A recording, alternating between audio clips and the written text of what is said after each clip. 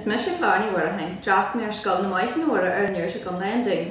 Dras mé hálas de waharútaí, sé thuirse mar galta, ceir thuirse mar cheanara agus chuirse bhain mar winteoir. An rud is fearr mar phréise sa Gaeltacht go mbíonn tú más na daoine míon Skype na Gaeilge acu, go mbíonn tú buaid sin ghríomhaíochta cultúrtha agus an crackar nói.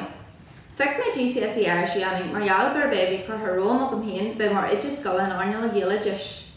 Sílan bhfuil se tábhachta an Gaeilge bhéalgach mar gheall bhfuil an Gaeilge tábhachtach de aon nach cultúr muintear na hÉireann chomh maith le cultúr na hÉireann agus de éireacht dúnda. Ba cheartú an Gaeilge leabhart chun íoch neartú agus an tíre ach Gaeilge. Faoi láthair tá méid obair ar Gaelscoil na Mancha cíle gom leon dún.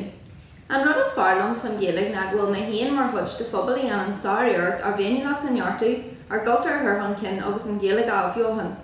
Bíonn an déis agam an ceadlún eile agus agus an gcuid buan an cultúr éitheann agus a chathu. An teannach is fearlam ná is fear Gaeilge bhriste na bearla chleiste.